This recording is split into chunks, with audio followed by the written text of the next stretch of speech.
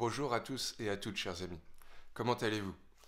Aujourd'hui, il fait magnifiquement beau. Aujourd'hui, c'est un jour de fête dans l'Église universelle. Et pourtant, nous sommes chacun confinés à la maison pour célébrer ce grand moment.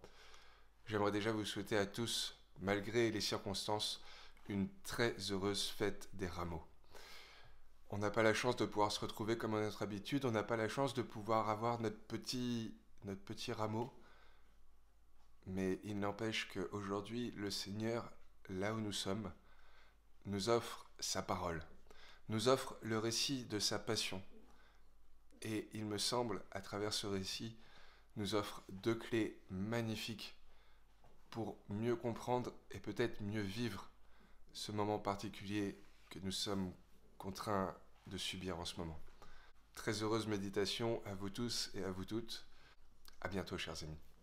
En temps normal, on devrait être juste là, sur le parvis de l'église, particulièrement nombreux, particulièrement heureux de vivre cette célébration, je crois sans pareil dans l'année, ce moment de retrouvailles, ce moment de fête, ce moment si particulier que sont les rameaux. Mais crise sanitaire oblige, aujourd'hui l'église, elle ressemble plutôt à ça.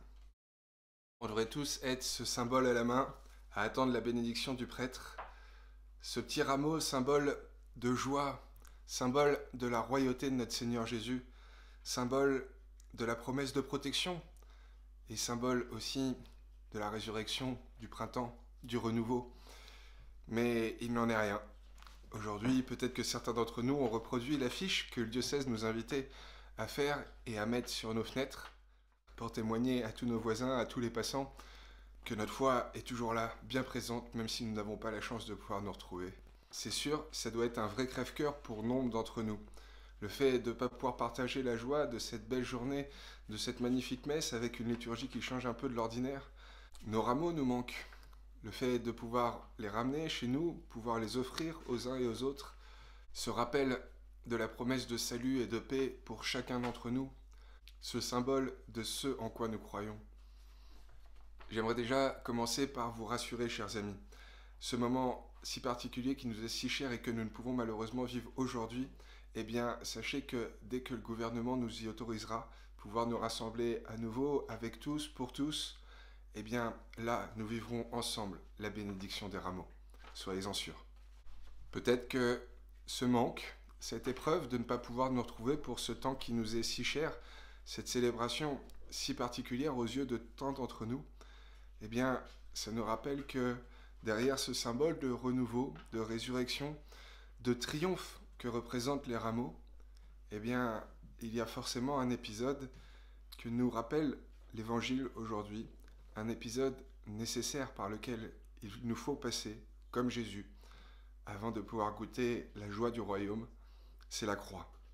Ça m'est toujours paru un petit peu étrange de voir qu'en ce jour de fête si particulier, ce jour d'allégresse et de joie que sont les rameaux, on entend à chaque fois cet évangile si dur qu'est l'évangile de la passion du Christ.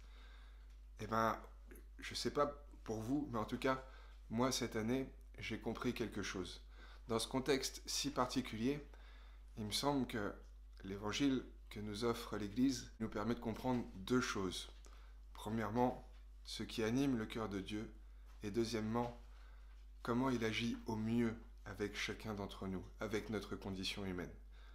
Oui, peut-être qu'aujourd'hui nous ne pourrons pas nous retrouver, récupérer nos rameaux qui nous sont si chers, mais aujourd'hui le Seigneur nous offre deux pépites spirituelles et théologiques qui, j'en suis sûr, peuvent nous aider à traverser ce moment difficile que nous sommes en train de vivre. Ce qui déjà est génial dans cet évangile, c'est qu'on se rend compte que Dieu a des émotions. Il est comme nous. Dieu souffre, Dieu pleure, Dieu est triste, Dieu compatit. Le Dieu en lequel on croit, c'est pas un Dieu immuable, caché là-haut, tout-puissant derrière ces nuages, qui exercerait un pouvoir un peu comme l'idée qu'on se fait de Zeus.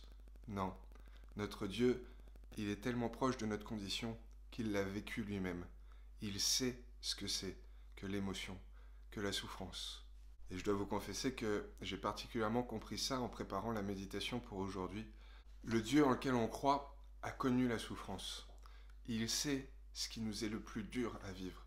Il le sait parce que il est Jésus. Il est lui-même celui qui a été trahi, torturé, persécuté, mis à nu, humilié. et qui a fini en croix. Mais notre Dieu, c'est aussi Dieu le Père. Dieu le Père qui a vu son Fils se faire ainsi maltraiter, se faire ainsi persécuter, se faire ainsi humilier. Oui, notre Dieu est un Dieu qui connaît la souffrance que l'on subit, la plus atroce possible, mais il connaît aussi la souffrance que subissent les êtres les plus chers. La souffrance d'un parent qui perd son enfant. La souffrance de ne rien faire face à celui qu'on aime et qui se meurt. Et ce qui est fou, ou peut-être génial, c'est que c'est dans cette souffrance sans pareil, dans cette ignominie, dans cette impuissance consentie, pourrait-on dire, que se réalise le plus beau, le plus grand miracle que Dieu n'ait jamais fait de toute l'histoire de l'humanité, la résurrection. C'est dans cette impuissance totale et du Fils et du Père que Dieu réalise ce qu'il y a de plus beau.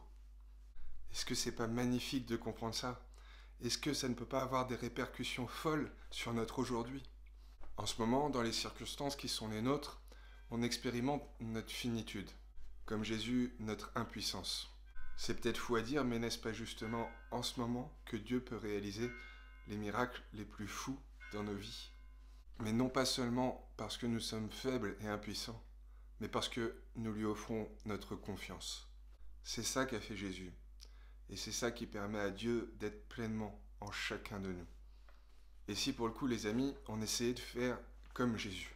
Et si la prochaine fois qu'on était face à ce sentiment de ne rien pouvoir faire face à l'inexorable, on se rappelait, ou juste même, on se demandait, tiens, et si ce que Matthieu nous a dit, ce serait pas vrai? Est-ce que c'est pas dans le moment où il a accepté sa plus grande impuissance que Dieu a fait à travers lui le plus beau des miracles? Parce que oui, chers amis, je martèle peut-être, mais il n'empêche que c'est fou, mais c'est dans son plus grand échec, dans sa plus grande défaite, que Dieu a réalisé le plus beau.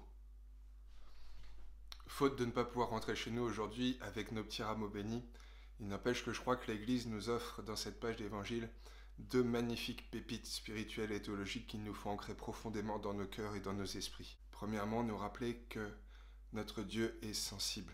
Il sait tout le poids des difficultés de notre condition humaine. Et deuxièmement, n'oublions jamais que c'est dans l'impuissance mêlée à la foi qu'il réalise ses plus grands miracles. Ce qui nous attend dans quelques semaines, bien sûr, c'est cette joie, c'est ce renouveau, c'est cette fête, c'est la résurrection, c'est Pâques. Mais d'ici là, forcément, on va devoir encore continuer de traverser cette croix. Eh bien peut-être, tout simplement, n'oublions jamais que face à l'épreuve, si à nos yeux, l'impuissance et la foi paraissent folie, aux yeux de Dieu, elles sont miracles.